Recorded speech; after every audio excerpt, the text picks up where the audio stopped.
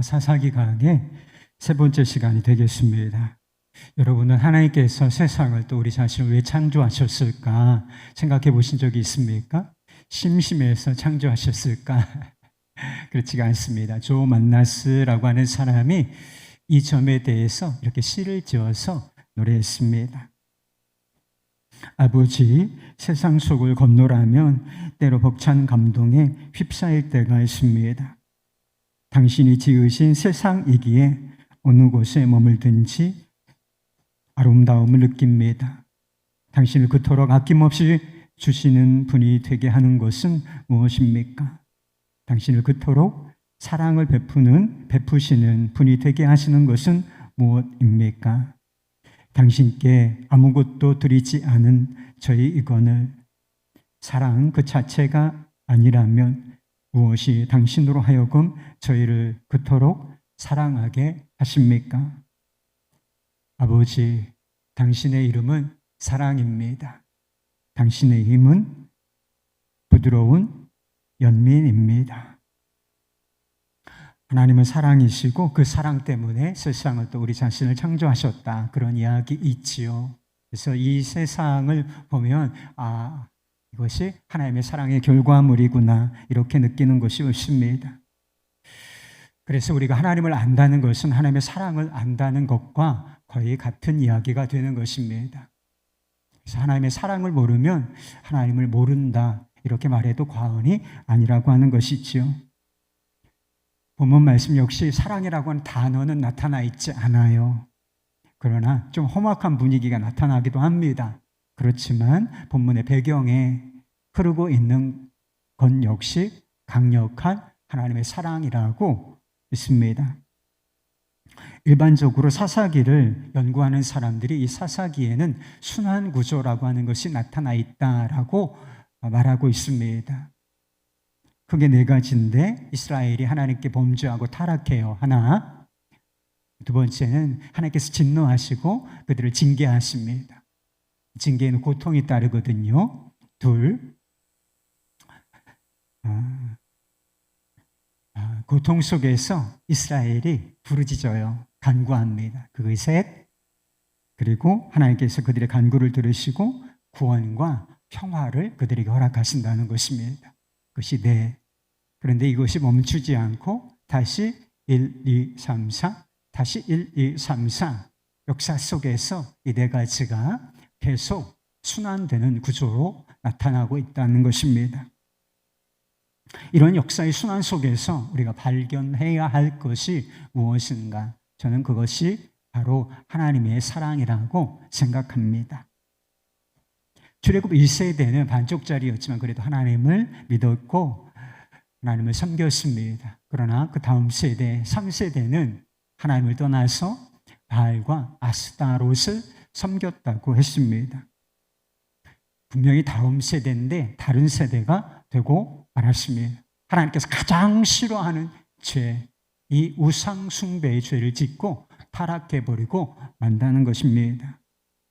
이스라엘의 범죄와 타락에 대해서 하나님께서 어떻게 반응하셨는가? 그게 바로 진노라고 하는 것입니다. 대단히 화를 내셨다는 것이지요. 14절 말씀이 이렇게 시작이 돼요. 여호와께서 이스라엘에게 진노하사. 어떤 사람들은 하나님께서 죄인들에 대해서 인간들에 대해서 진노하신다라고 하는 것을 받아들이기를 어려워하는 것 같습니다. 누가 창조했어요?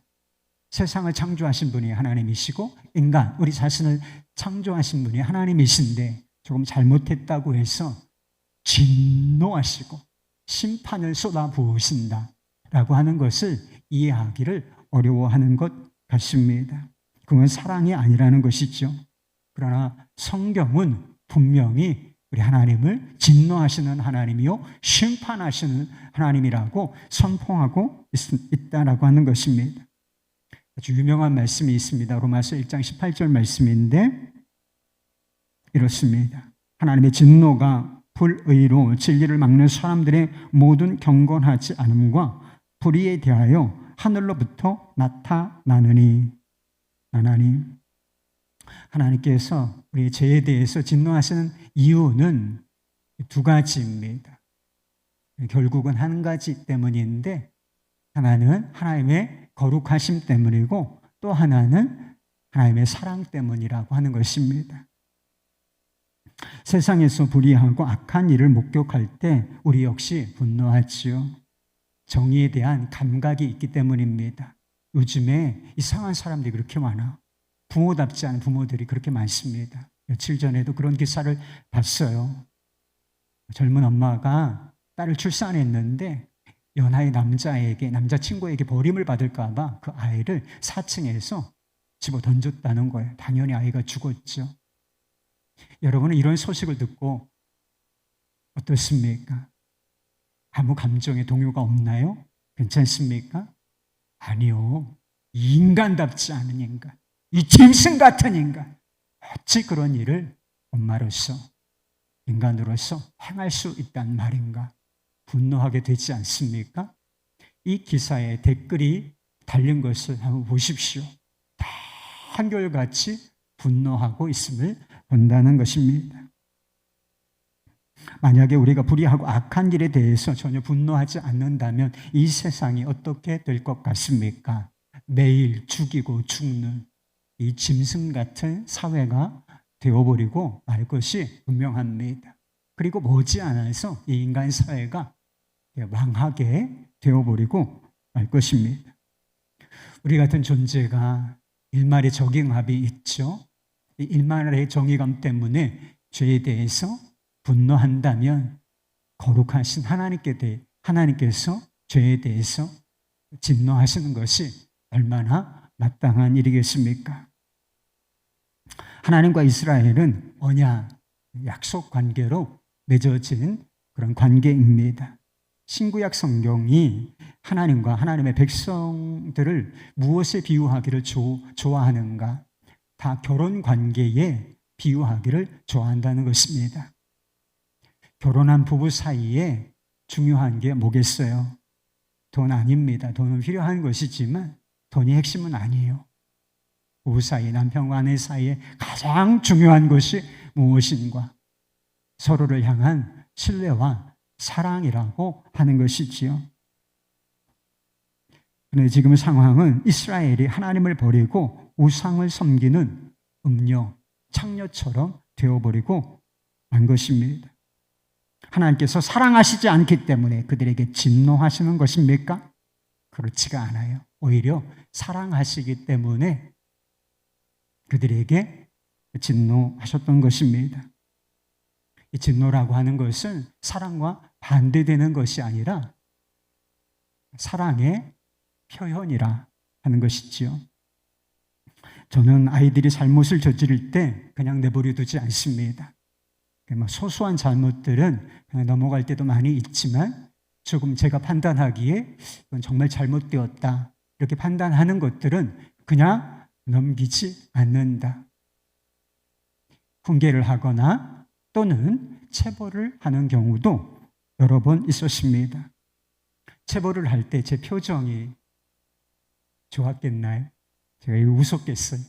그리고 제 말이, 제 표현이 아주 부드러웠겠습니까? 그렇지 않습니다. 아이들을 체벌을 할 때 제 마음이 기쁘고 행복했겠습니까? 아니요. 대단히 쓰리고 아팠습니다. 그런데 왜 제가 이렇게 반응하고 행동한 것이겠습니까? 아이들을 사랑하기 때문이에요. 진짜 건강한 사랑의 속성에 그런 게 있어요.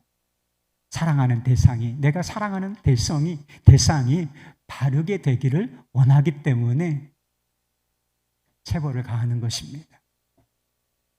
하나님께서도 이스라엘이 범죄하고 타락했을 때 진노하시고 징계하셨습니다. 14절 말씀입니다. 여호와께서 이스라엘에게 진노하사 노략하는 자의 손에 넘겨주사 그들이 노략을 당하게 하시며 또 주위에 있는 모든 대적의 손에 팔아 넘기심에 그들이 다시는 대적을 당하지 못하였으며. 처음에는 어때요? 이스라엘의 가나안 주민들을 다 쫓아내지 않았고 쫓아내지 못하였습니다. 그 이유 중에 하나가 이들을 억압해서 노동력을 얻으면 좋겠다. 이런 얄팍한 생각이 들어있었기 때문인 것입니다. 그래서 한동안 그렇게 했을지 모르겠어요. 그런데 시간이 조금 흐르자 이 상황이 완전히 역전되어 버리고 말았다는 거예요. 이방 민족, 가나안 족속들이 이스라엘 백성들을 억압하는 상황이 벌어지게 된 것입니다. 대적들에게 노략을 당하고 노역을 당하게 되는 이런 상황이 벌어지고 만 것입니다. 노략을 당해요. 약탈을 당합니다. 그리고 강제 노역을 하는 삶이 행복하겠어요? 아니요. 대단히 고통스럽고 괴로움이 충만한 삶이었다라고 기록하고 있습니다. 우리가 세상과 세상에 있는 것들을 사랑하면 결국 어떻게 되는지를 이 말씀이, 이 상황이 잘 보여주고 있는 것입니다. 결국은 우리가 사랑하는 그것 때문에 우리가 고통을 당하게 된다. 그것들의 지배를 당하고 노예가 된다는 것을 보여주는 것입니다. 하나님을 최고로 사랑하고 섬기지 않으면 세상에 노예가 된다는 사실을 보여줘요. 돈 좋아하는 분들 많이 있죠. 근데 우리가 하나님보다 돈을 더 귀하게 여기면 그 돈에 결국은 우리가 지배를 당하고 노예가 된다는 것입니다. 하나님보다 다른 어떤 사람을, 남편을 또는 아내를 또는 자녀를 우선순위에 놓습니다. 더 소중하게 여겨. 그러면 반드시 사람에게 지배를 당하게 돼 있다. 노예가 된다는 사실을 보여줍니다. 그 결과가 고통과 괴로움인 것입니다. 셀리라고 하는 아름다운 외모를 가진 여자분이 있었다고 합니다. 그는 어렸을 때부터 자기 외모로, 아주 예쁜 외모로 그것을 이용해서 어떤 힘을 발휘할 수 있는지를 잘 알고 있었습니다. 남자들이 누구를 좋아하게요? 예쁜 여자. 예쁜 여자를 좋아하니까 자기 외모를 통해서 사람들을 움직일 수 있다는 사실을 어린 시절부터 터득을 했다는 것입니다. 처음에는 자신의 아름다움을 이용해서 다른 사람을 조종했지만 결국에는 어떻게 되고 말았는가? 다른 사람들로부터 이용당하는 신세가 되고 말았다는 것입니다. 자신을 사랑해주는 남자가 없어요. 그러면 아주 무기력해지고 자신의 존재감이 완전히 사라지는 것 같은 허탈함, 이런 것을 느낄 수밖에 없었다는 것입니다. 도저히 혼자 지낼 수가 없었어요. 결국에는 여러 남자들과 아주 방탕하고 그리고 파괴적인 관계를 맺게 되었다는 것입니다. 아주 여러 남자들과 문란하고 방탕한 관계를 맺어요. 이 삶이 행복하겠습니까? 이 관계가 행복하겠나요? 불행과 괴로움이 임하는 것이 뻔한 일이지요. 고난과 고통은 부정적인 것입니다. 그런데 긍정적인 구석이 있어요. 대표적인 것이 그 고난과 고통 때문에 하나님을 찾게 된다는 사실인 것입니다. 18절 말씀입니다. 여호와께서 그들을 위하여 사사들을 세우실 때에는 그 사사와 함께 하셨고 그 사사가 사는 날 동안에는 여호와께서 그들을 대적의 손에서 구원하셨으니 이는 그들이 대적에게 압박과 괴로게 함을 받아 슬피 부르짖음으로 여호와께서 뜻을 돌이키셨거늘. 이스라엘이 너무 괴로워. 대적들이 약탈하고 압박하고 노예 노동을 시키고 너무 괴로워요. 그러니까 여호와여 라고 툭 터져 나온 거예요. 이 부르짖음이라고 하는 것이 꼭 회개를 의미하는 것인가? 이 본문 말씀 속에서 명확하지 않습니다. 그렇지만 하나님과 관련된 단어인 것은 분명해요. 분명히 돌이켜야 할 것은 범죄한 이스라엘인데 돌이키다라고 하는 단어가 의외로 하나님께 쓰이고 있음을 보게 된다는 거예요. 하나님께서 뜻을 돌이키시다. 마음을 바꾸셨다라고 말씀하고 있습니다. 진노를 거두시며 사사를 세우셔서 그들을 대적의 손에서 구원해 내셨다라고 하는 것입니다. 그 결과가 이스라엘 안에 안식과 평화가 있었다는 거예요. 사사가 있는 날 동안에는 이스라엘에 안식과 평화가 있었다고 말하고 있습니다. 하나님의 은혜와 사랑으로 구원받은 건 아니겠습니까? 이스라엘 백성들이 한 게 뭐 있어요? 하나님께 다 불순종하고 죄밖에는 지은 것이 없는 이 사람들. 그러나 하나님께서 진노하셨지만 불쌍히 여기시고 이들을 은혜와 사랑으로 사사를 세우셔서 구원해 내셨지요. 이스라엘 백성들이 정신을 차렸을까? 그럼 이 정도면 정신을 차려야 되는 것 아니겠습니까?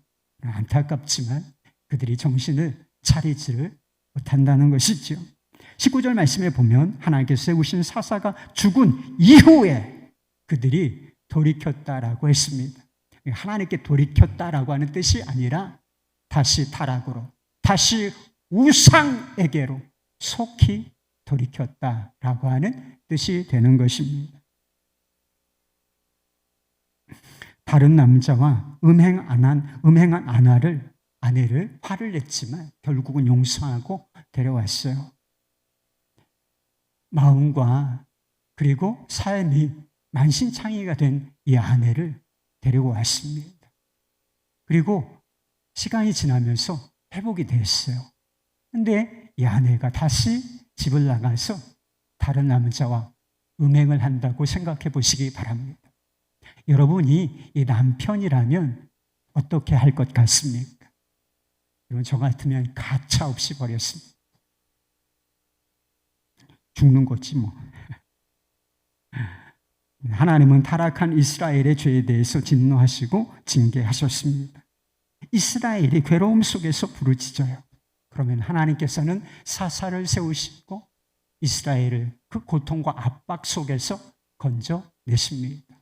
그러면 안식과 평화가 임하고, 그런데 거기서 끝나는 게 아니고 이스라엘이 다시 타락과 우상숭배에 빠지고, 그러면 또 하나님께서 진노하시고 1, 2, 3, 4, 1, 2, 3, 4, 1, 2, 3, 4 다람쥐 쳇바퀴 도는 것처럼 이렇게 역사가 순환되어진다라고 하는 것입니다. 말하자면 이스라엘의 역사가 범죄의 역사이며 타락의 역사라면, 반대로 하나님의 역사는 은혜와 사랑의 역사라고 하는 점을 이것이 보여주고 있는 것입니다.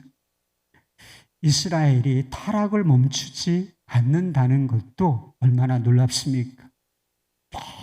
계속 은혜와 사랑을 받으면서도 계속 범죄하고 우상을 섬기고, 놀라운 일이지요. 그런데 이 반역자들을 향한 하나님의 사랑이 또한 멈추지 않고 끝나지 않는다는 이 사실, 얼마나 더 놀라운 것입니까? 그런데 그것이 바로 우리가 예수 그리스도 안에서 받고 있는 사랑이라는 거, 여러분 그것을 아십니까? 타락한 자들을 향한 하나님의 거룩한 진노, 그리고 그들을 향한 반복적이고 끊어지지 않고 끝나지 않는 사랑, 이것을 완벽하게 계시해 주는 것이 바로 우리 주 예수 그리스도의 십자가인 것입니다. 여러분, 그리스도의 십자가가 왜 있습니까? 예수님께서 왜 이 땅에 오셔서 그렇게 처절하게 고난받으시고 십자가에 달려 죽으셔야 했는가 말입니다. 하나님께서 죄에 대해서 진노하시는 분이시고 결국은 심판을 쏟아내시는 분이시기 때문에 예수님께서 그렇게 십자가에 달려 죽으셔야 했던 것입니다. 동시에 죄인들을 사랑하시고 구원하시기를 원하는 분이시기 때문이라고 하는 것입니다. 21절 이하의 말씀에 보면 하나님께서 이방 민족을 가나안 이스라엘 백성들 주위에서 쫓아내지 않으시고 가시와 올무 역할을 하도록 하신 이유가 나옵니다. 그것은 이스라엘 백성들의 순종 여부를 좋은 의도예요. 테스트하시기 위함이었다고 말씀하고 있습니다. 이스라엘이 하나님의 시험에 대해서 어떻게 반응했을까? 통과했나? 아니요. 철저하게 실패했습니다. 처절하리만큼 순종에 실패한다는 것이지요.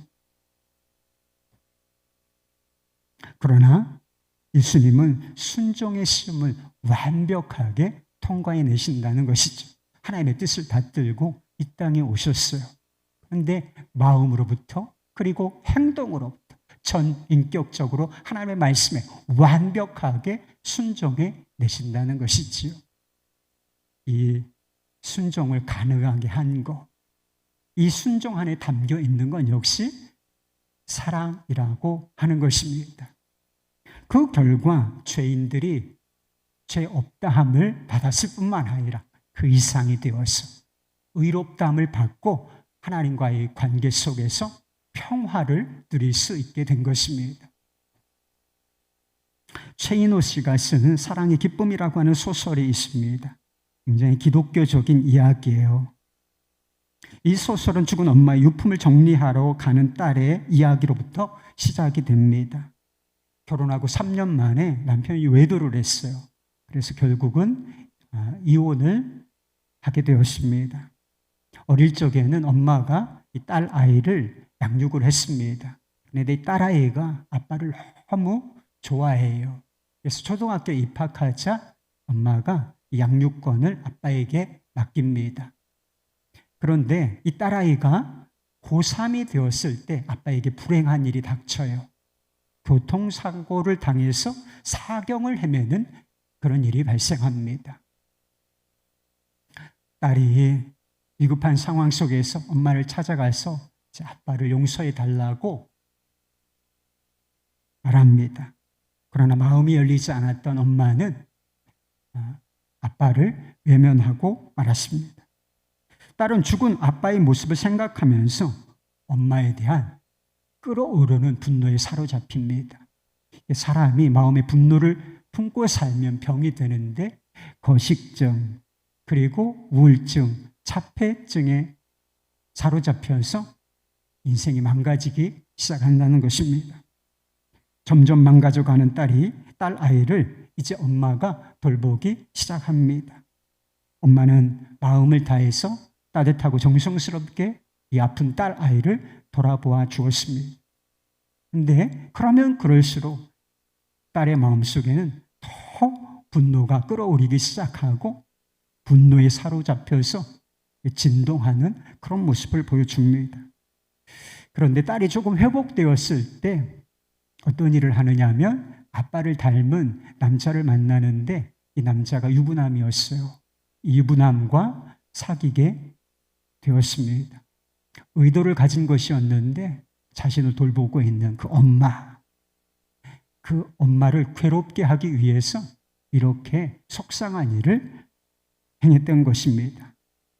그 이후에도 딸은 계속해서 엄마가 반대하는 남자들을 만나서 사귀고 결혼하고 이혼하고 결혼하고 이혼하고 이런 일들을 반복했습니다.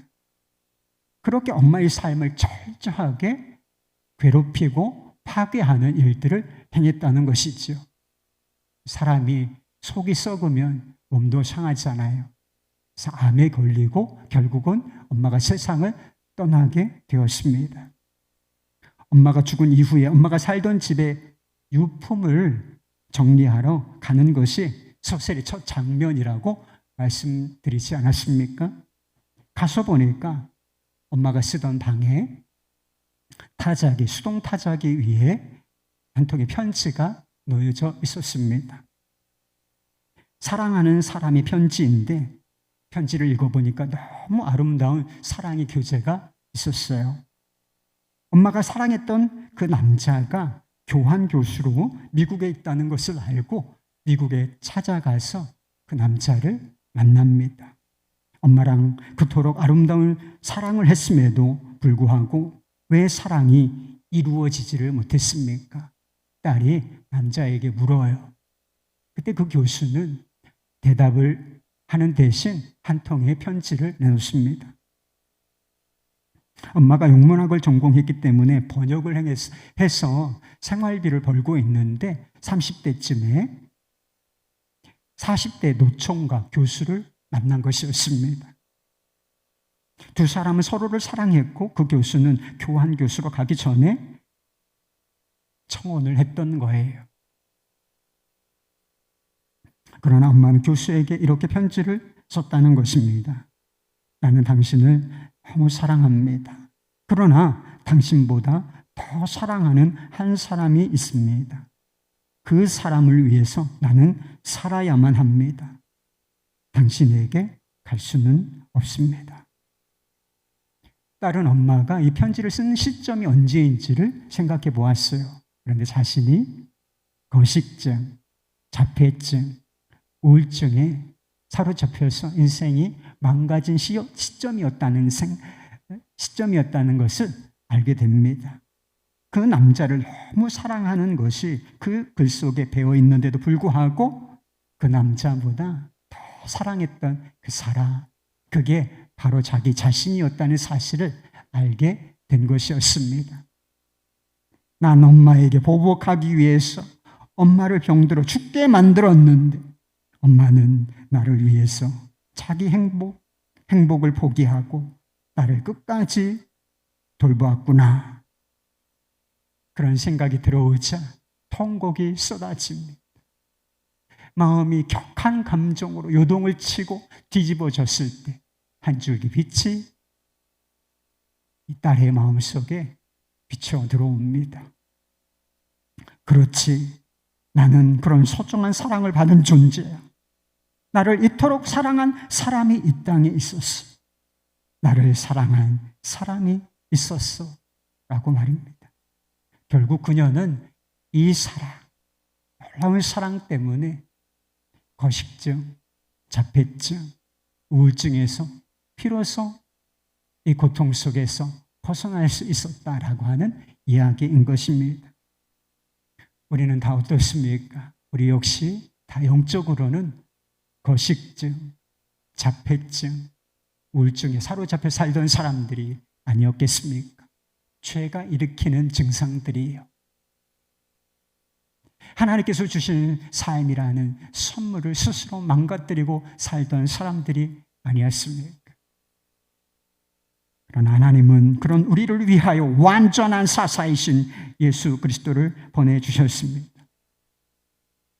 보복을 은혜로 덮는 사랑, 나보다 나를 더 사랑하는 그 사랑, 자신의 행복을 포기하면서까지 끝까지 나를 돌아보아주는 사랑. 주님은 그 사랑으로 우리를 사랑하셨다는 것입니다. 이 사랑이 있어서 우리가 영혼뿐만 아니라 육체뿐만 아니라 전 인격적으로 구원을 받을 수 있게 된 것입니다. 여러분도 예수 그리스도 안에 나타난 하나님의 사랑을 알고 믿으십니까? 여러분은 어떤 형편에 있든지 지금 여러분이 어떤 형편에 있습니까? 상태가 좋은가요? 또는 나쁜가요? 내면의 상태가, 외적인 상태가 어떻습니까? 내가 처한 환경, 상태와 상관없이 끊어지지 않는 그 사랑을 믿으십니까? 그 사랑을 알고 믿어야 삶이 변합니다. 그리고 죄악의 순환고리, 이것이 비로소 그때 끊어질 수가 있다는 것입니다. 우리도 죄성을 가지고 있는 존재들이 아닙니까? 죄의 역사가 반복되고 순환되는 것, 이것이 어찌 이스라엘 백성들에게 국한된 문제라고 말할 수 있겠습니까? 생각해 보세요. 하나님 언제쯤부터 알게 되고 믿는다고 고백했습니까? 그런데 하나님을 믿는다고 말하면서 얼마나 많은 죄를 지금까지 지어오셨나요? 하나님 아버지시죠. 그 아버지의 마음을 아프게 하는 죄를 얼마나 많이 지으셨습니까? 주님이 우리 남편이신데 그 남편을 배신한 창녀짓을 얼마나 해왔습니까?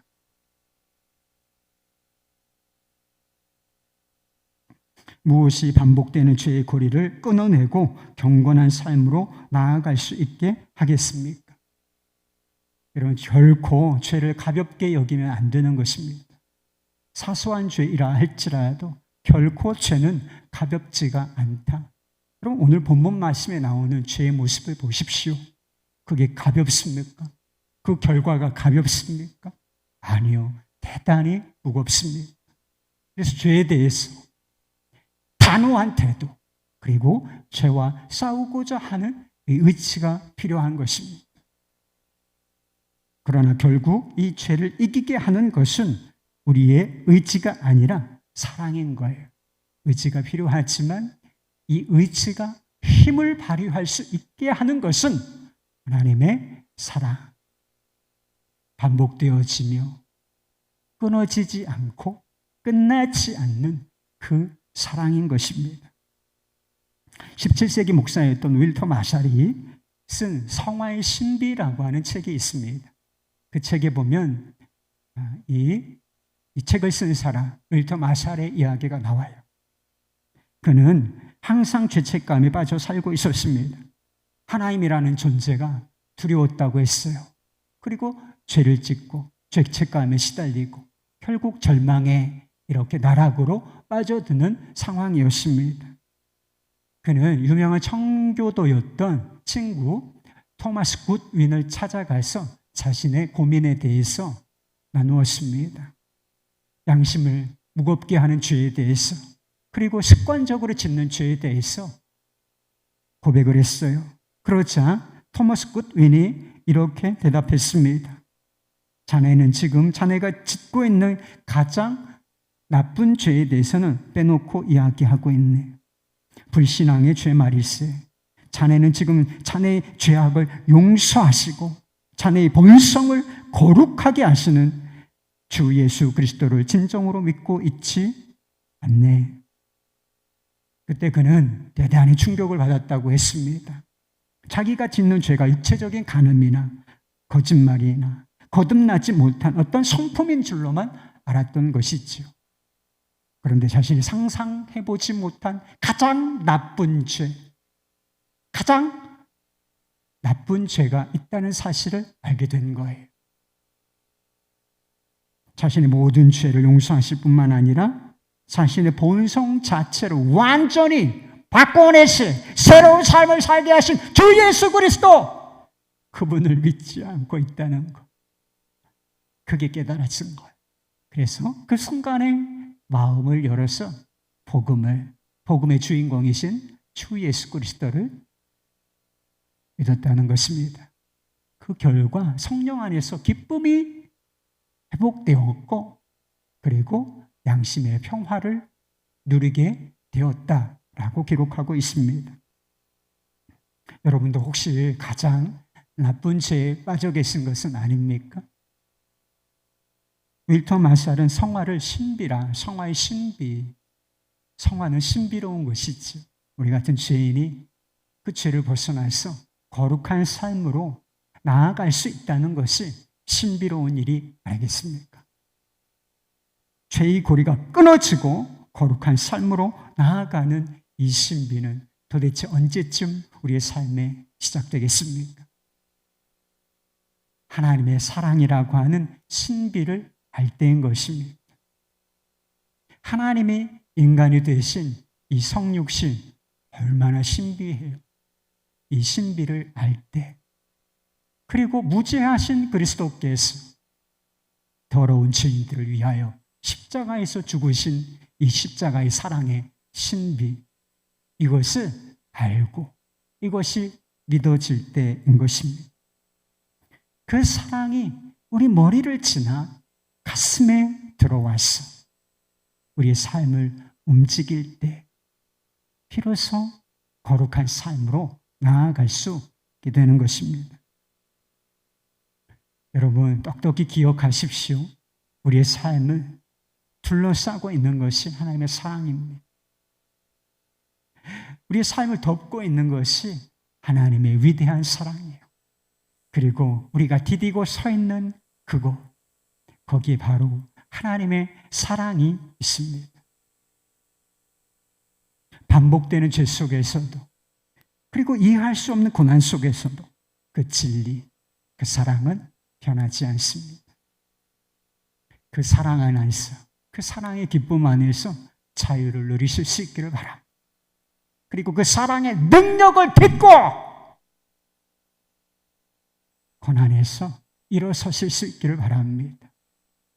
그리고 그 사랑이라고 하는 신비 속에서 그것을 의지하여 순종과 성화의 신비, 그 길로 나아가실 수 있기를 주 예수 그리스도의 이름으로 축원합니다.